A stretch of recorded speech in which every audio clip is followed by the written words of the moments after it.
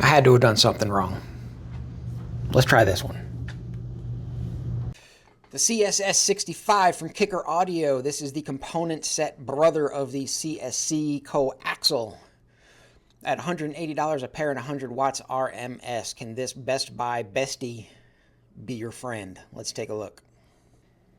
In order to minimize the low-end distortion for this speaker, I set a high-pass crossover of 75 Hz. This speaker plays fairly well from 100 Hz, I would say, up to 2000 Hz, and this is just the mid-range itself. The flatness for the mid-range, it's not too bad. I mean, it's a fairly flat response, but there is a large hole here about 700 Hz. That spans about 200 Hz. So is that audible? I don't know. That's another project or another topic for another day.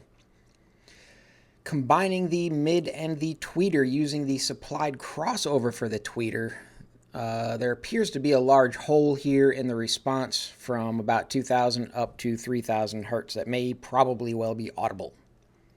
Running this speaker at 6 watts, we get roughly 100 decibels out of this thing, which is pretty loud, fairly respectable.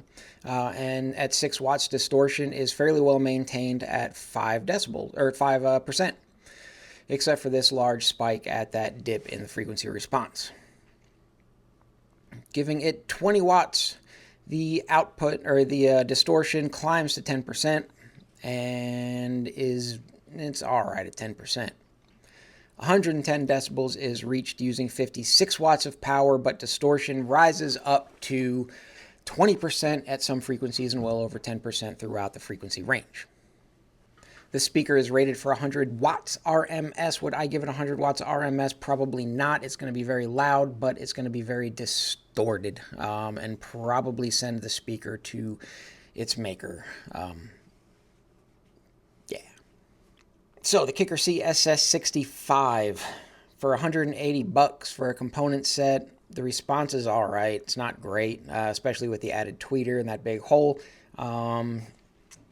If you need to replace a speaker in your car that has blown, yeah, you could do that with this one. As far as SPL, I wouldn't really trust it for SPL. Distortion is going to get a little crazy, a little out of control, and definitely don't run it at 100 watts. Peace.